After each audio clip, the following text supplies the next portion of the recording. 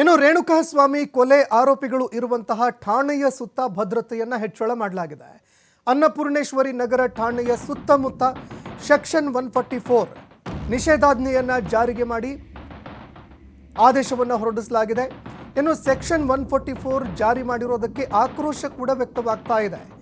Section 144 ಹಾಕಿದ್ದಕ್ಕೆ ಪೊಲೀಸರನ್ನ ಸ್ಥಳೀಯರು ತರಾಟೆಗೆ ಕೂಡ ತೆಗೆದುಕೊಂಡಿದ್ದಾರೆ.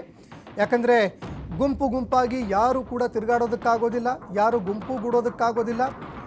4 ಜನರಿಗಿಂತ ಹೆಚ್ಚು ಜನ ಎಲ್ಲೂ ಕೂಡ ಸೇರೋ ಹಾಗಿಲ್ಲ, 3-4 ಜನರು ಎಲ್ಲೂ ಕೂಡ ಸೇರೋ ಹಾಗಿಲ್ಲ. ಆ ರೀತಿಯಾಗಿ ಸೆಕ್ಷನ್ 144 ಹಾಕಿದ್ದಕ್ಕೆ ಈಗ ಸ್ಥಳೀಯರು ಪೊಲೀಸರನ್ನ ತರಾಟೆಗೆ ತೆಗೆದುಕೊಳ್ತಾ ಇದ್ದಾರೆ. ಕೆಲಸಕ್ಕೆ ಹೋಗಿ ಬರ್ತಾ ಇದ್ದೀವಿ, ನಮ್ಮ ಮನೆಗೆ ಹೋಗೋದಕ್ಕೆ ಬೇರೆ ದಾರಿ ನಮಗೆ ಗೊತ್ತಿಲ್ಲ, ಬೇರೆ ದಾರಿ ಕೂಡ ಇಲ್ಲ, ಆದರೆ ರೋಡ್ ಬ್ಲಾಕ್ ಮಾಡಿದ್ರೆ ನಾವು ಹೇಗಪ್ಪ ಹೋಗೋದು ಅಂತ ಸಾರ್ವಜನಿಕರು ಕಿಡಿಕಾರ್ತಾ ಇದ್ದಾರೆ.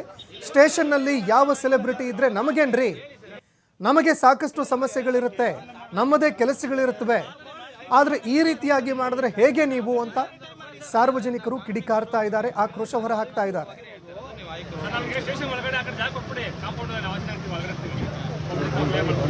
ಸಿಂಪಲ್ ಕೇಳ್ತಿರೋದು, ಇದಕ್ಕೂ ಮೊದಲು ಯಾವತ್ತಾರು 144 ಸೆಕ್ಷನ್ ಇದೆ ಅಂತ ಇಲ್ಲ ಅಲ್ವಾ?